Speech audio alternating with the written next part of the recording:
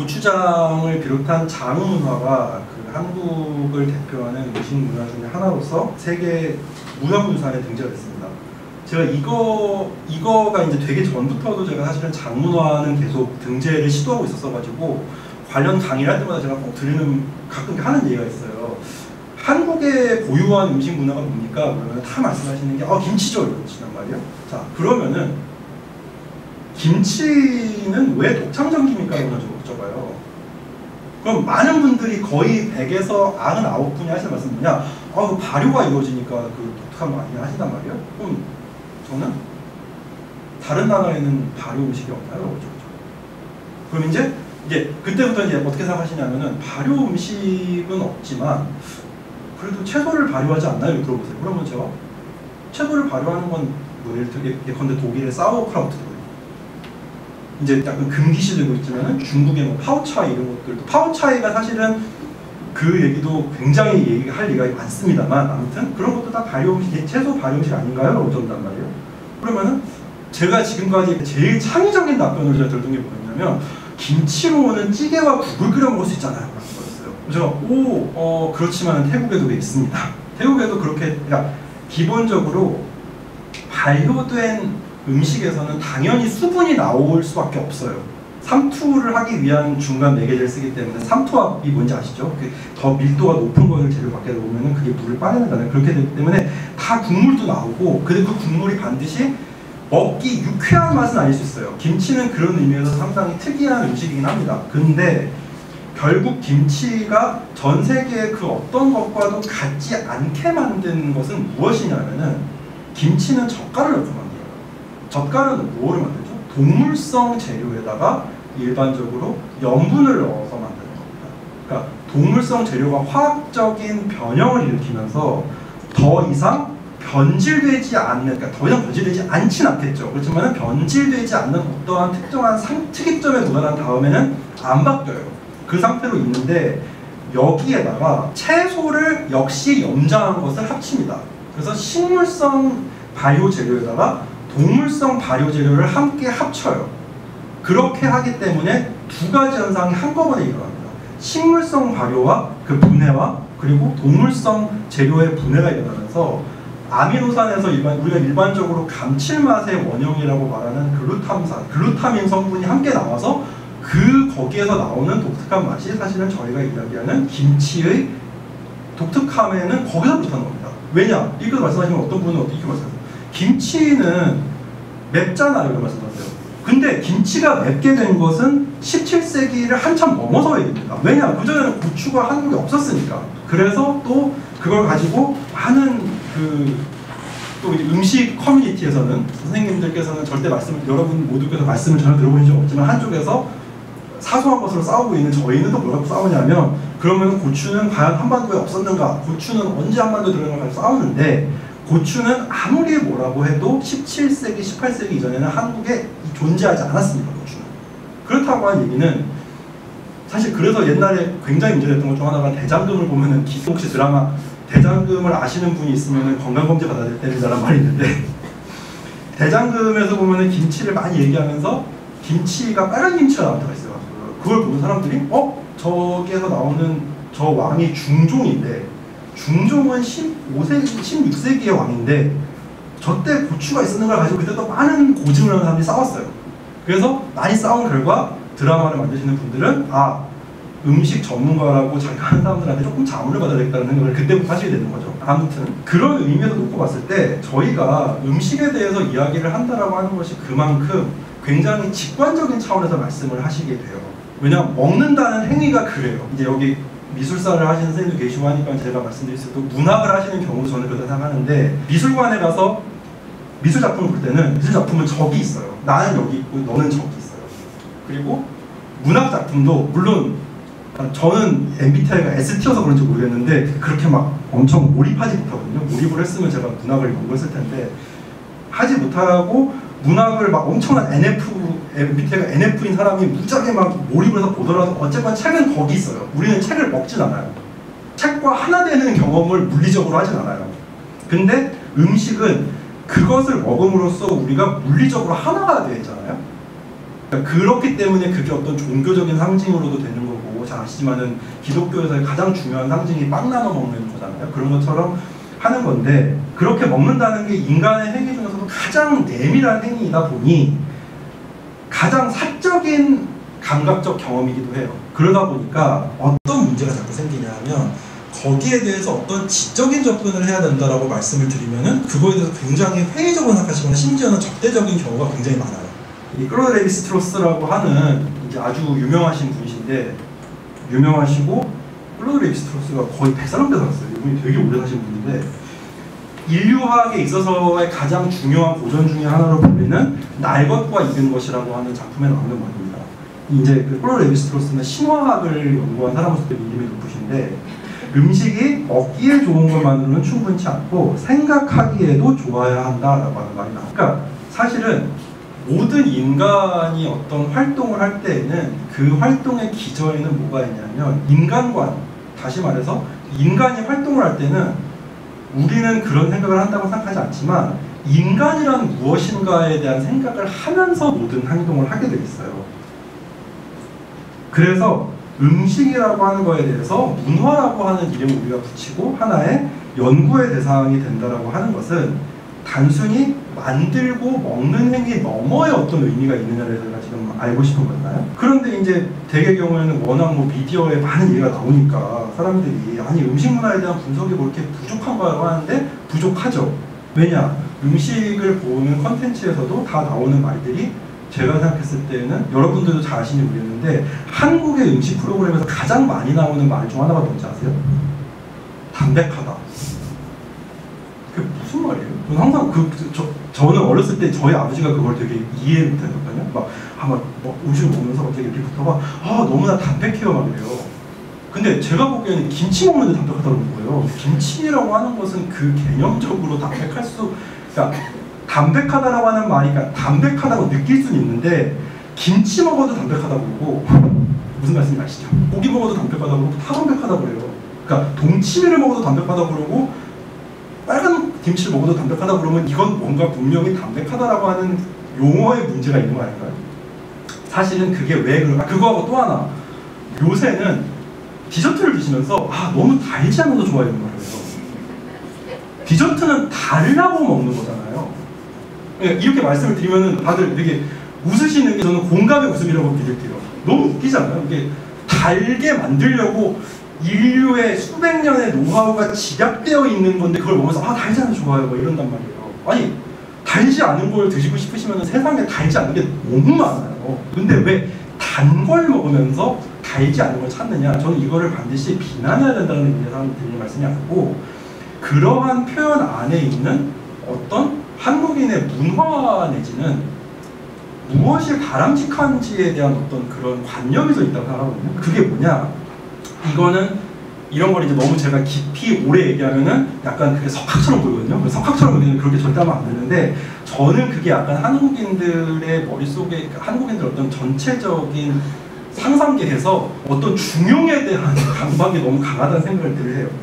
아무튼 이렇게 막 여러 가지로 음식에 대한 컨텐츠는 많이 나오는데, 그래봤자 그거에 대해서 또 지적하는 사람이 있으면 또 걔를 보면서, 저런 사람 보면서 쟤도 약간 좀 마케팅하는 애 아니야? 라는 생각을 하시면서 이중의 불안을 계속 겪으신단 말이죠.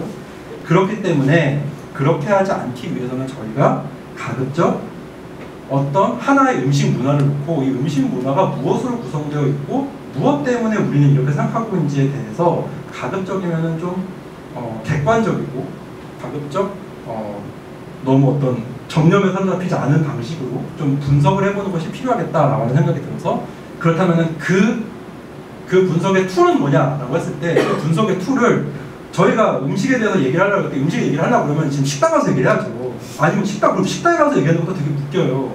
많은 경우에 사람들은, 저는 좀 많이 그런데 저는 집에서 밥 많이 먹거든요.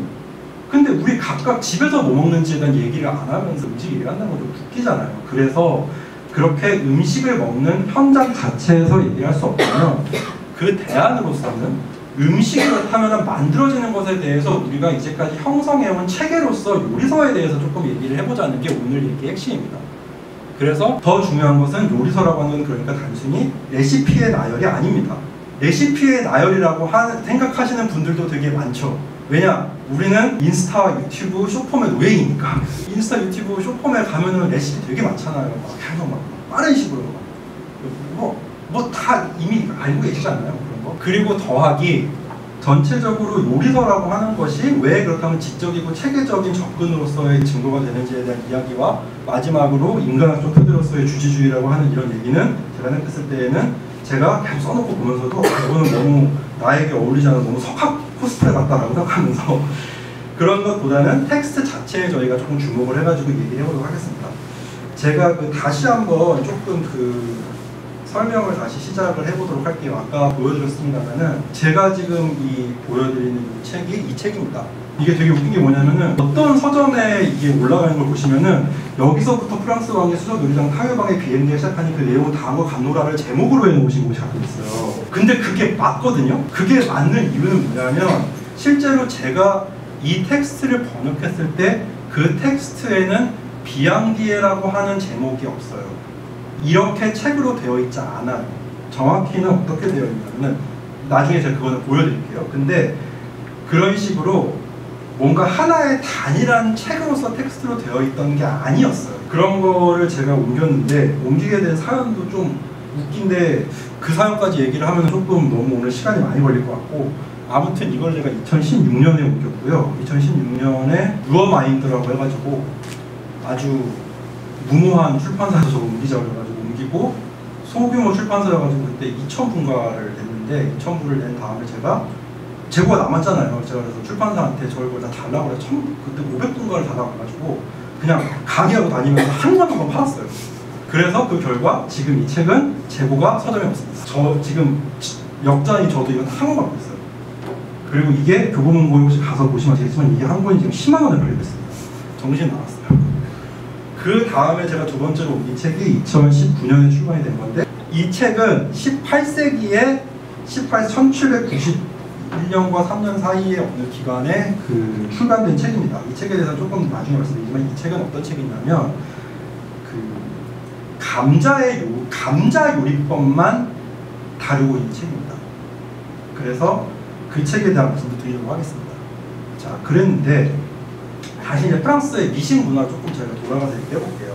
이게 뭐냐면은 엠마 크레벨이라고 하는 사람이 19세기 완전히 끝 무렵, 19세기 말엽에 우리가 소위 구한말이라고 하는 그 시기에 대한제국이 선포된 아마 직후였을 겁니다. 그 정도의 시기에 한국 황실에 들어가가지고 요리사로 일을 했던 사람인데 그분이 이제 이런 식으로 궁중 만찬 메뉴를 이렇게 내놔요.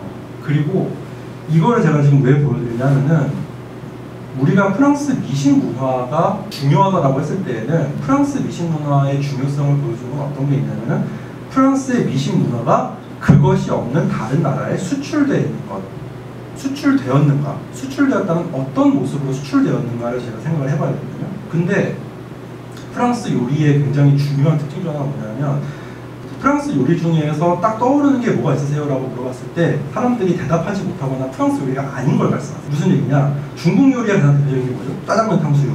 뭐 그냥 바로 나오잖아요. 그러니까 지금 갑자기 물어보니까 순간 얼어붙으신 거지. 근데 프랑스 요리에는 뭐가 있죠? 라고 했을 때 이제 거기서 꼬꼬뱅이요. 그러니까 저면은 그분은 이제 고인물이신데 일반적으로 사람들은 프랑스 요리의 대중에 뭐가 있습니까? 라고 물어보면은 의외로 많은 사람들이 파스타 막 그래요. 그리고 실제로 프랑스 음식점에 가면 파스타가 많거든요. 파스타를 내는 집들이 꽤 많아요. 의외로. 왜냐? 프랑스 음식이라고 하는 것들 중에서 뭐 스튜도 있고 뭐도 있고 한데 그런 식으로 또는 이태리 요리하면 뭐 있죠? 그러면은 피자, 까르보나라, 파스타 뭐 이렇게 나오잖아요. 근데 그런데 프랑스 요리에서는 의외로 그게 별로 없어요. 그렇게 할 수 있는 것들이 사람들이 프랑스 요리 하는데 그렇게 되는 건 의외로 별로 없어요. 그게 왜 그러냐의 문제를 보았을 때 사실은 프랑스 요리는 그것이 아마 제가 생각했을 때는 그 전에 특강 같은 데서도 많이 말씀하셨던 부분이긴 하겠지만 프랑스의 문화라고 하는 것은 사실은 기본적으로는 다른 문화권과 국가에서 다양한 문화적 요소를 가지고 들어와서 그것을 다시 바꾸어내는 방식 그리고 그것을 환대하는 방식에서 사실은 모든 것이 이루어지거든요. 그래서 사실 우리가 그렇게 놓고 봤을 때 이것이 프랑스 미식 문화의 특성이다라고 할 수 있는 건 도대체 뭐가 있느냐고 했을 때 저희가 초반에 아까도 얘기했던 유네스코의 세계 무형유산의 그러면 조금 기준을 참조해 볼 수 있을 것 같아요. 제가 그때 냈던 프랑스에서의 그 신청서를 통해서 말씀을 드려볼게요. 여러 가지를 제시했는데 계속해서 확충되는 레시피 가운데에서 요리를 신중하게 선택하는 것. 되게 흥미로운 게 뭐냐면 같은 시기에 2010년인데요. 2010년에 멕시코에서도 이게 멕시코에서도 등재가 됐는데 멕시코 같은 경우에는 멕시코 전통 요리라는 이름으로 등재가 돼요. 코시나 트라디시오날 뭐 어쩌고 해가지고 들어가는데 그 얘기는 무슨 얘기죠? 그 얘기는 이미 등재된다라고 했을 때 하나의 완결되어 있는 체계로 들어간 거예요. 그런데 반대로 프랑스 같은 경우에는 흐바 가스트로노미크 프랑스라고 해가지고 프랑스의 미식 식사, 이 얘기는 무슨 얘기냐면 계속해서 변화되는 것 자체를 전제로 하고 들어간 것이거든요. 그러면 그 얘기는 무슨 얘기냐면 레시피의 확충 자체가 프랑스의 미식 문화의 특성이다라고 하는 것을 신청하는 측에서나 받아들이는 측에서나 그렇게 받아들이고 들어간 거예요. 물론 이제 연구자들 중에서는 그 자체가 약간 그렇다라고 하면은 과연 유네스코의 세계 무형유산으로서 그렇다면 그게 엄밀하게 자격이 있는 것인가라고 하는 문제를 제기한 연구자도 있어요. 저는 그리고 사실 이제 와서 말씀드리면 조금 웃길 수 있지만 저는 약간 그런 것에 동의해요. 그런데 그것은 뭐 제가 한 게 아니니까.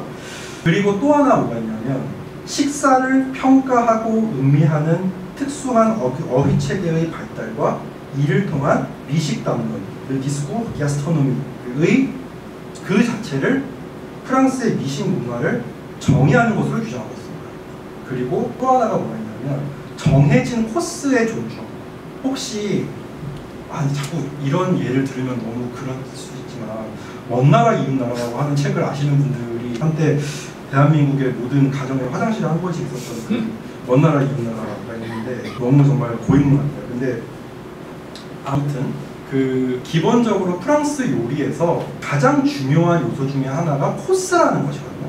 그 코스라고 하는 것이 어떻게 이루어지냐면 정확히 말하면 이제 식전주에서부터 시작을 해서 맨 끝에 가면은, 그러니까 우리는 이렇게 생각하잖아요. 프랑스 많은 분들이 프랑스식 음식의 순서가 뭡니까? 그러면 디저트 먹고 그런 거 아닌가 이렇게 하지만 처음에 아페리티프라고 해가지고 알코올을 집어넣고 그래서 식욕을 돋군 다음에 점점 무거운 요리로 넘어가고 무거운 요리를 다시 가벼운 것으로 내려가면서 중간중간 앙트르메라고 하는 것을 먹으면서 식사의 반점을 찍고 마지막에 가면은 디저트와 함께 치즈 등으로 끝을 내는, 이게 지금 1905년 9월 19일이니까 제 기억으로는 이게 아마 을사조약보다 약간 뒤에 있는 거죠. 그때 나온 궁중 만찬의 메뉴인데 지금 보시면은 정확히 그 책을 따라가는 거예요. 이게 메뉴거든요. 이게 사실은 사람들이 한동안 이 메뉴에 대한 분석을 또 굉장히 많이 했었는데 포타주, 그 다음에 생선, 심지어 저는 항상 그게 궁금해요. 이 메뉴 우리가 뭐고 궁금해요. 1905년에 저 프로마주, 치즈를 어디서 갖고 왔을까? 저는 항상 그게 궁금해요. 어디에서 갖고 왔을까?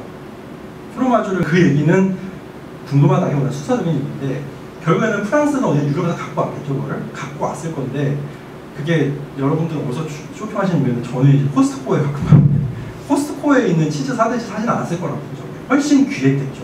훨씬 귀했지만 여기서 핵심은 뭐냐면 그렇게 귀한 거지만 그게 어떤 왕실에서의 만찬에 값하는 정도의 메뉴가 되려면 이게 있어야 한다라고 하는 관념이 그들에게는 있었던 거죠. 1905년에 서양에서 온 조선의 궁중 요리사에게. 그런 식으로 프랑스 요리의 사실은 그 주요 개념 체계들은 우리가 생각하는 어떤 요리 또는 어떤 특정한 요리, 어떤 특정한 레시피, 어떤 특정한 재료 이런 것에 있는 게 아니고 그 레시피나 그 식사를 조직하는 방식 자체에 있다라고 하는 거. 사실은 거기에 어떤 굉장히 하나의 예술, 삶의 예술, 아흐드 미브르라고 하는 삶의 예술에 있어서 프랑스의 미식이 가지는 독창성 내지는 다른 프랑스의 여타 예술의 장르와의 연속성은 거기에 있지 않나라는 생각을 저는 개인적으로 가지고 있습니다.